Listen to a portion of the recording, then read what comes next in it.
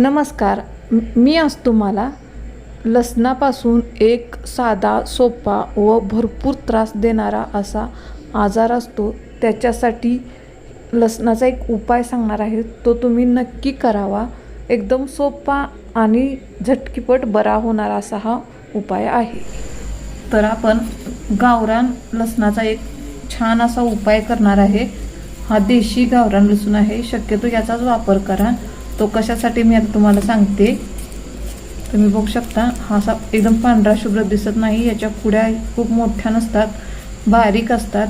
खरं याचा एक आयुर्वेदिक एवढा छान असा मी उपाय तुम्हाला सांगणार आहे की तुम्ही तो नक्कीच करून बघाल व तो उपाय शक्यतो आयुष्यात कोणाला ना कोणाला म्हणजेच सर्वांनाच खूप उपयोगी पडणार आहे.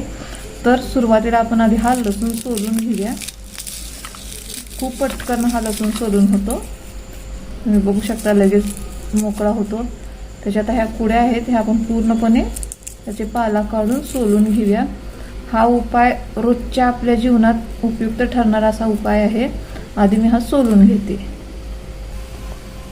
तुम्ही बघू शकता, त्यातले थोड्याच मी 4 ते 5 पाकळ्या सोलून घेतल्या आहेत. अशा प्रकारे त्या दिसतात.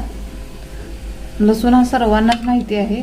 आता काय करायचं आहे, कधी कधी आपलं अर्धं डोकं खूप दुखतो, म्हणजेच एक डोक्याची समोरची कपाळ असं त्याची एकच बाजू खूप दुखते.